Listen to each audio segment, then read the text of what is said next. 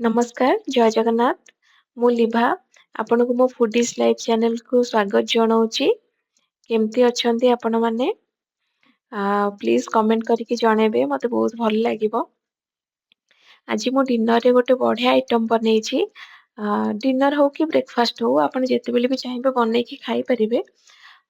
ଆପଣ ତ ଆଳୁ ପରଟା, ପନିର ପରଟା, ପିଆଜ ପରଟା, ମସଲା ପରଟା, 4 in 1 ପରଟା, ବହୁତ ଟାଇପ୍ର ପରଟା ଖାଇଥିବେ।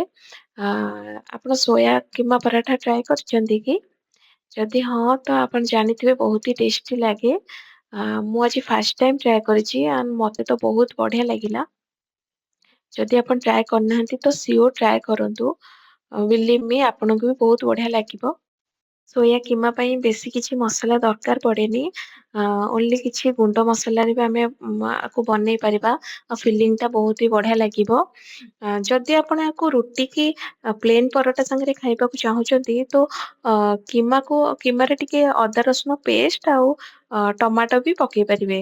ସେଟା ଟିକେ ଗ୍ରେଭି ଗ୍ରେଭି ଟାଇପର ହବ।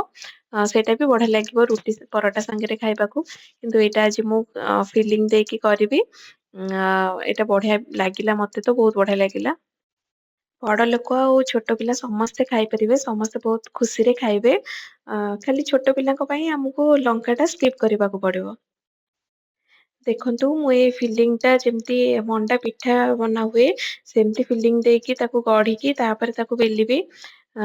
ଆପଣ ଚାହିଁଲେ ତାକୁ ରୁଟି ଭଳି ବେଲିକି ତା ଦେହରେ ଫିଲିଂ ଦେଇକି ତାକୁ ଫୋଲ୍ଡ କରିକି ପରଟା ଭଳିଆ ବି ବେଲି ପାରିବେ। କିନ୍ତୁ ସେଥିରେ ବେଶୀ ଫିଲିଂ ଦେଇ ହୁଏନି। ସେଟା ଟିକେ ଫାଟିକି ଫିଲିଂଟା ବାହାରିଯାଏ।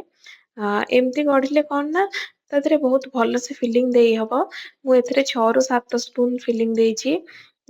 ଚାରିଆଡ଼େ ଆକୁ ବେଲିଲେ ବହୁତ ବଢ଼ିଆ ସେ ସ୍ପ୍ରେଡ୍ ହେଇଯିବ। ଖାଇବାକୁ ବଢ଼ିଆ ଲାଗିବ। ୟାକୁ ଆଗ ଟିକେ ଚାରିଆଡ଼େ ସ୍ପ୍ରେଡ୍ କରିଦବା ମସଲାଟା ଭିତରର। ତାପରେ ଆକୁ ହାଲକା ହାତରେ ବେଲିବା। ଆ ଦେହରେ ତ କିଛି ତରକାରୀ ଭଜା କିଛି ସାଇଡ୍ ଆଇଟମ୍ ଦରକାର ପଡ଼ିବନି। ଆପଣ ୟାକୁ ସସ୍ କି ଚଟନୀ ଯେକୌଣସି ଚଟନୀ ସାଙ୍ଗରେ ବି ଖାଇପାରିବେ।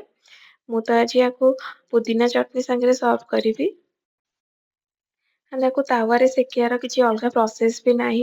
ଆମେ ଯେମିତି ନର୍ମାଲ ପରଟାକୁ ସେକୁଛେ ସେମିତି ସେକିବା। ଟିକେ ଦି ପଟ ସାଇଡ ସେକି ହେଇଗଲା ପରେ ତାପରେ ଆ ଦେହରେ ତେଲ କି ଘିଅ କି ବଟର ଆପଣ ଯାହା ବି ଦେଇପାରିବେ। ଦେଖନ୍ତୁ କେତେ ବଢ଼ିଆ ସେ ଫୁଲୁଛି।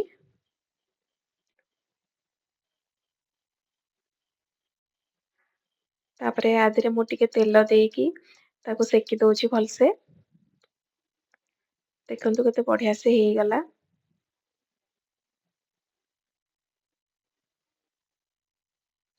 ଆପଣଙ୍କୁ ଯଦି ମୋର ଭିଡ଼ିଓ ଭଲ ଲାଗିଲା ତାହେଲେ ପ୍ଲିଜ୍ ଲାଇକ୍ କରିଦେବେ।